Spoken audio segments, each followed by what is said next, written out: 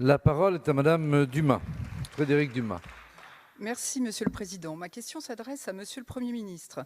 Le site du gouvernement propose depuis fin avril une nouvelle page intitulée « Désinfox coronavirus ». Cette rubrique propose de fait de labelliser ce qui est fiable et ce qui ne l'est pas, en sélectionnant une liste d'articles, et ce, sans même l'autorisation des rédactions concernées, ce qui donne une idée de la valeur que vous donnez au droit moral des auteurs que vous prétendez par ailleurs protéger. Le gouvernement propose de faire des choix en s'abritant artificiellement derrière les rubriques dites de fact-checking des rédactions et de choisir donc les titres de presse que l'on peut lire et ceux que l'on ne peut pas lire. Mais plus grave encore, vous venez heurter de plein fouet le principe qui doit demeurer intangible de l'indépendance de la presse, qui s'exerce notamment à travers la liberté, le pluralisme et sous l'œil critique des lecteurs.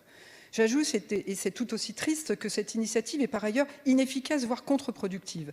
Compte tenu de la chute de confiance des Français dans la capacité du gouvernement à gérer la crise et à délivrer des informations fiables, non seulement les Français qui doutent n'iront jamais sur un site gouvernemental pour démêler le vrai du faux, mais le risque est grand d'inciter la population à s'informer en dehors des sources mises soi-disant en valeur par le gouvernement.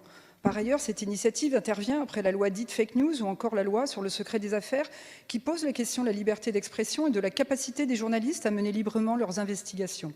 Elle fait également écho à la volonté du président de la République, je le cite, de certifier déontologiquement les organes de presse, concrétisée en décembre dernier par l'idée d'un conseil de déontologie journalistique et de médiation.